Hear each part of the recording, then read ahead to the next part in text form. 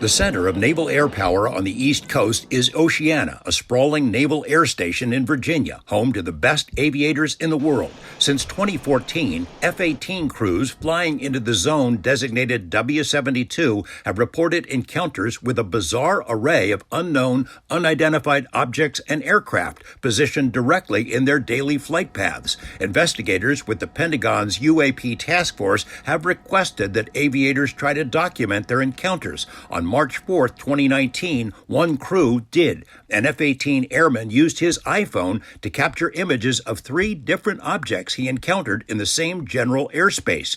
At 3:02 p.m., he photographed this odd-shaped whatever it is. Another photo taken at almost the same time was first posted to Twitter on May 11, 2020, then again on social media 6 months later. Other photos, though, have never been made public until now. The first was photographed at 2:44 p.m. The Navy referred to this one as the Sphere. The second one was given the name the Acorn. 12 minutes later, a third object was spotted, described as the metallic blimp. It appears to have various appendages. Mystery Wire first learned of the photos exactly 2 years ago during a private briefing in Las Vegas. It is Saturday, April 6th, 1:45. I'm on my way to a meeting at the Park House, which is the offices of Robert Bigelow. He is the host for this meeting. Speculation at the time was that the objects might be foreign spy drones, possibly Chinese, and we've learned the Navy wanted to, quote, snag one, meaning capture it for study. That never happened.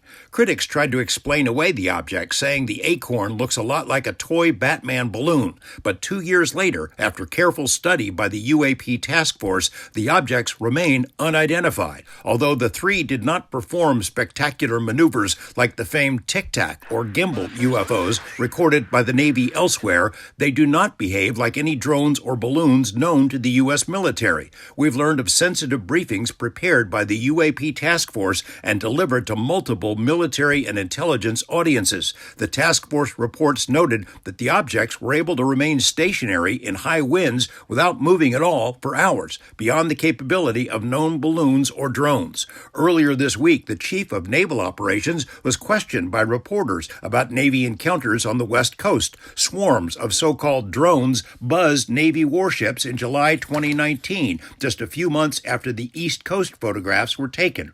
The admiral said information has been collected and analyzed, but the objects have defied explanation. In March, the former National Intelligence Director, John Ratcliffe, told Fox News he was one of many top officials to be briefed on the mystery craft. We're talking about objects that have been seen by Navy or Air Force pilots or have been picked up by satellite imagery that, frankly, engage in actions that are difficult to explain, that movements that are hard to replicate, that we don't have the technology for, or traveling at speeds that, exceed the sound barrier without a sonic boom. The so-called drone swarms that buzzed Navy destroyers in July 2019 have been further documented in articles by The Drive, which managed to obtain ship's logs describing the weird incursions. Those encounters appeared in the same general area as the 2004 Tic Tac UFO, which was pursued by former Navy Commander Dave Fravor. Fravor has reportedly briefed Congress about his encounter, one of several briefings arranged by the UAP task force, even before it existed under that name.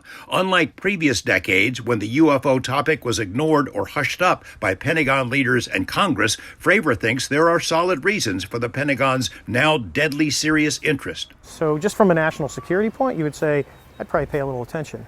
Are they hostile? I don't know. We haven't been attacked or anything like that, but I look at it for 2 reasons. One is there's a capability we can't explain, and number 2 is if you can't explain it, then you can literally change everything that we do. George Knapp reporting for Mystery Wire.